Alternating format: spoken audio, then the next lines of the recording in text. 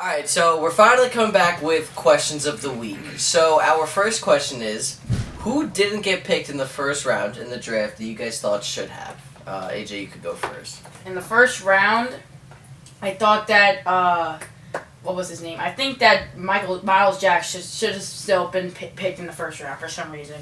Because I don't think that it was fair for him because, there's just speculation that he might not be good in 3 or 4 years. That's just like a speculation. And he's like a first top 10 talent. It's insane. So I just think that it was terrible for him to drop to the first round. He lost a lot of money from it. Mm-hmm. And a team like, just throwing that out there, like, I don't know, the Steelers, or maybe, I can't think of anybody, but anyone who took a linebacker could have used Myles Jack. I personally thought that the Giants were going to go after him. I mean, obviously they didn't. But I was really surprised. I mean, I think a lot of people were surprised that the Giants went with Eli Apple over Myles Jack and some of the other players that were on the board. I mean, I guess talking about that pick will be safe for another segment. But mine, I was going to say Myles Jack as well. I guess for the sake of changing things up, Jalen Smith. I mean, I think that he could have gone late first round to a team that...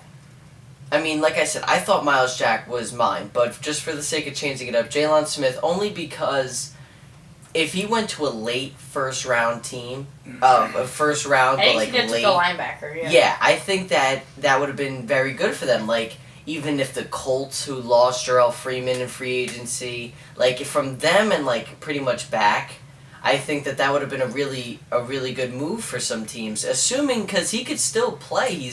I'm hearing things that like he's gonna be good, but he was a top 5 pick. He was arguably like a no-brainer first round, first overall. Yes, but he's gonna be fine in the long term. But like teams don't want to waste a first round pick on a guy who's not gonna play.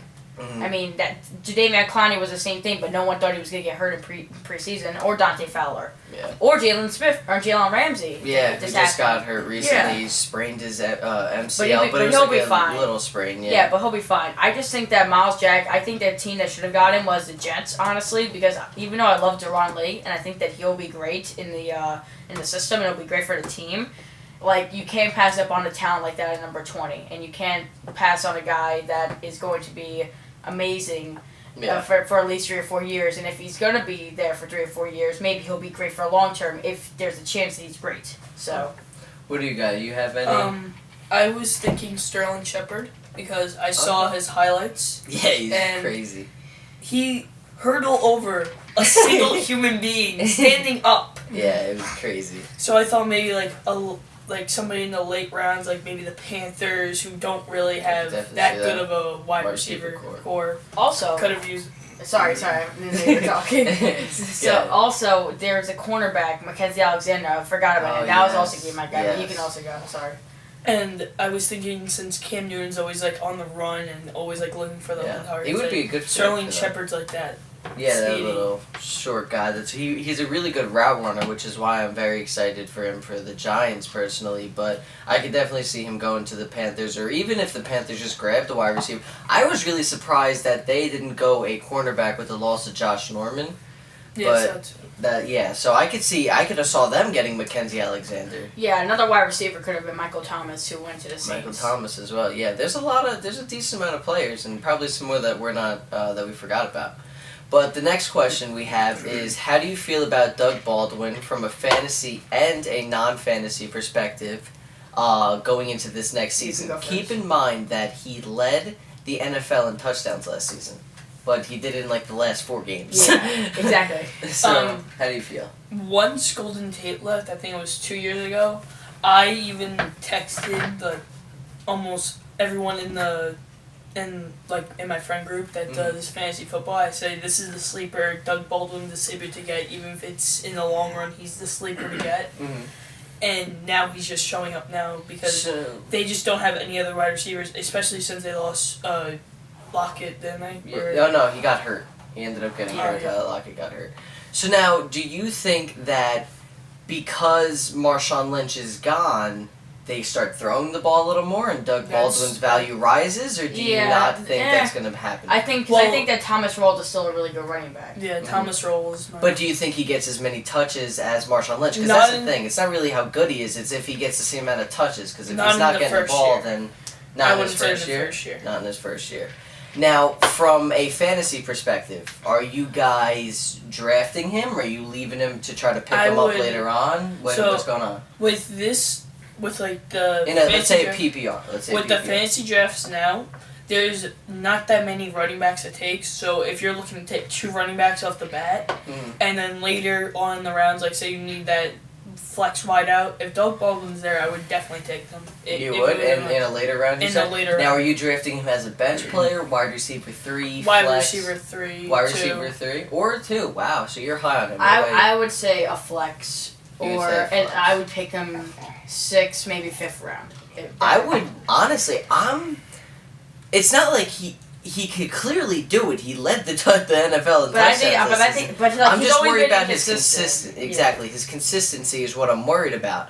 So I think that I'm drafting him as like a money player. Like if he doesn't work out, oh well, I'll go pick somebody else up. Like I'm not upset about it. So I don't want to draft him expecting him to do something. I'd rather draft him on my bench and just hope he does good and be able to plug him in as a starter. Yeah.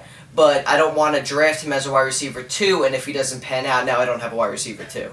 So I'm drafting him as like a bench to a flex player, like you said.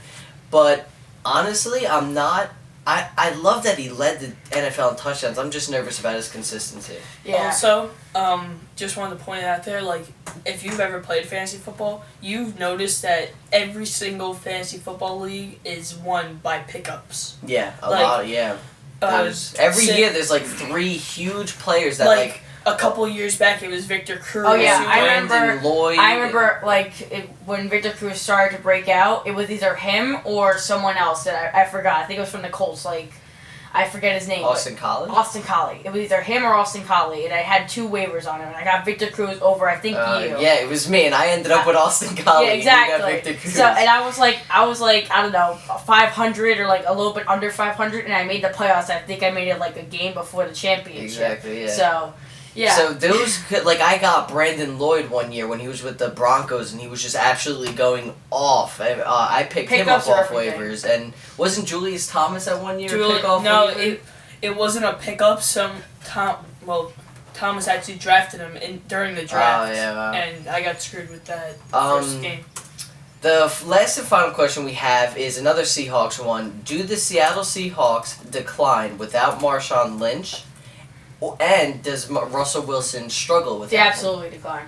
Absolutely decline. That was now you're saying like dramatic decline, like they don't make the playoffs, or like not make the playoffs. But their offense really cares. But their offense will definitely take a hit, and that's because the offensive line for the Seahawks is not good at all. It's very, very bad. Russell Wilson was under pressure throughout the entire year, and maybe it's not a big deal for Thomas Rawls because he still did good. But it's just a mess at O-line because they lost so many guys. Well, they did try to rebuild a little bit in the draft, but I see what you're saying. But if you look at the offense, like without Marshawn Lynch, there's like not really a lot of playmakers. Not like a star player. They're like Jimmy Graham wasn't good. Russell Wilson's like the star point. I think he's a QB, but he has no wide receivers and maybe no running back. And Thomas Rawls doesn't do good. Yeah, the way that this offense, I think, like rebounds with the loss of Marshawn Lynch, is Jimmy Graham has to become the old Jimmy Graham that he was with the Saints, and I don't know if he's not doing that because of the scheme he's in. Yeah, that's why I think. You think it's and they're because of the making scheme? it, and he even came out and said they're making me block. That's not what I do. And so, exactly. So I think it's a scheme. So if because they have no line, he needs to block. If the Seahawks can somehow get him more involved, but still doing what they want him to do, but get him more involved, that's going to dramatically help out Russell Wilson. It's going to help Doug Baldwin, and it's going to free up Thomas Rawls. And if Jimmy Graham is just running open in the field, it doesn't matter who you got at your offensive line. If Russell Wilson's throwing the ball, because he's our only target right now. Yeah, him and Doug Baldwin. So if Thomas Rawls did look promising, even with the bad offensive line that they had. He still did very good. He still had like a 50-point game. It's worse from now fantasy perspective. It's worse now because they lost Russell Okung and their guard. I forget his name. He went. J.R. Sweezy. Yeah, they lost both of those guys. But they got Ifedi from Texas A&M, so it'll be interesting to see how that pans out. So you say decline. Yeah. You say they stay the same, decline.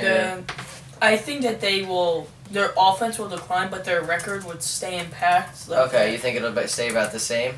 I personally think it will decline if their offensive line doesn't pan out and Jimmy Graham stays in the same role. But if they end up changing either one of those two things, I think their offense could stay pretty much the same because I like Thomas Rawls.